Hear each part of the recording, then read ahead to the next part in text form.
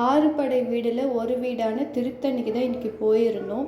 ரொம்ப நாளாகவே பாப்பாவுக்கு மொட்டை போடணும். 3 மந்த்து முன்னாடியே வந்துட்டு யோசித்து வச்சுருந்தோம் எந்த கோவிலில் போடலாம் அப்படின்னு சொல்லிட்டு.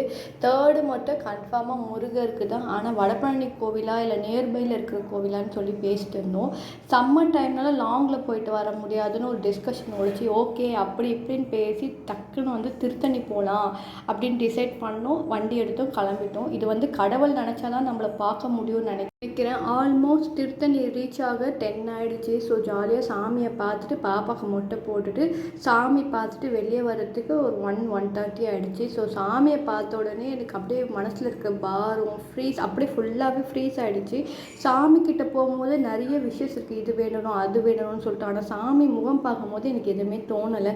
உங்களுக்கும் அப்படி தான் இருக்கா அப்படின்னு சொல்லிட்டு எனக்கு கீழே கமெண்ட்டில் போடுங்க. என் பாப்பா உண்மையாகவே ரொம்ப பிளெஸ்டுன்னு நினைக்கிறேன். ஏன்னா நான் திருத்தணிக்கு போகணுன்னு சொல்லி சின்ன முடியல, ஆனால் பாப்பா மூலியமாக நான் போயிட்டேன். தேங்க்யூ.